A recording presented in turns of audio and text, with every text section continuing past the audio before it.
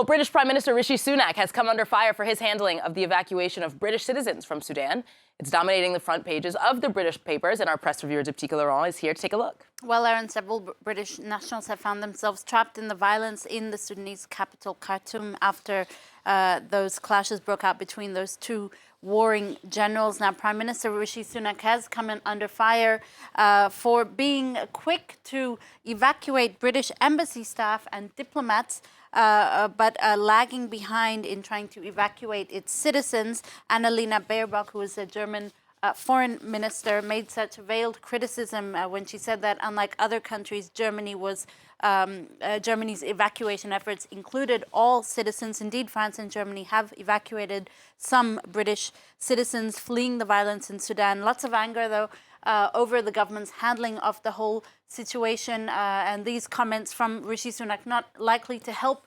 As you see on the front page of the Times of London today, Brits were told to make their own way to the airfield that's north of Khartoum, the airfield that is indeed facilitating the evacuation of foreign nationals still trapped in Khartoum.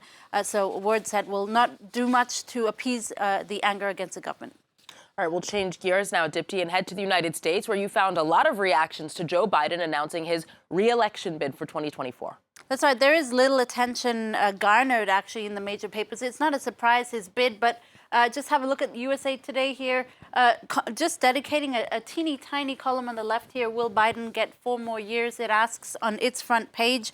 The Washington Post, meanwhile, notes that more than half of the Democratic Party's voters don't even want Biden to stand again, mainly because of his age. At the end of a potential second term, he'd be 86. The Post nonetheless supporting his candidacy because we're still fighting a battle for America's soul, it says in this article here, Aaron. All right, well, the press then is also honing in on Biden's age, I imagine, aren't they? Well, it's actually all they're really talking about ever since he announced that re-election bid. This is from the Washington Times here. This is the editorial of this conservative American paper, which marvels that at an age when most people might head into retirement, while Joe Biden is vying for a second term in the White House, the paper criticizing what it sees as Joe Biden's cynicism. Remember, this is a conservative paper, so they are fairly critical. They say that Joe Biden's only running because polls indicate that he would defeat Donald Trump. An idea that the Washington Times, quote, doesn't find reassuring because public service is a noble calling, it says. Age is certainly the inspiration for a lot of the cartoonists today as well. Aaron, this is from a German cartoonist, Harm Begen, who revisits Jurassic Park, renames it Joe-Rassic Park. You get the reference that Joe Biden is essentially a dinosaur, at least for this cartoonist. Patrick Blower from the Daily Telegraph, he sees two geriatric-like people entering the White House, probably a reference to Joe Biden and possibly Donald Trump as well. And you have Bill Bramhall, who's a cartoonist for the New York Daily News, who sees two aging candidates being wheeled in. Joe Biden on a wheelchair there, obvious reference to his age. Donald Trump, a restrained Donald Trump there being pushed in, obviously a reference to his legal woes. Aaron, a lot of harsh cartoons in the press this morning. Indeed, definitely would not like to see myself depicted that way.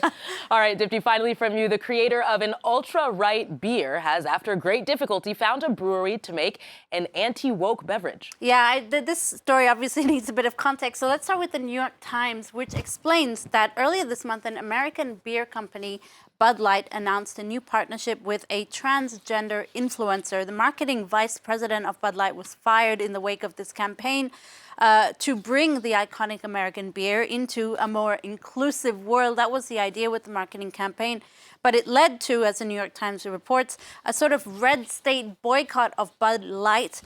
In light of that scandal, Newsweek reports that this man here, Seth Weathers, a 38-year-old political consultant who actually was in charge of Donald Trump's 2016 Georgia campaign, announced he'll be creating a, quote, 100% woke-free ultra-right beer, complete with red, white, and blue colored cans.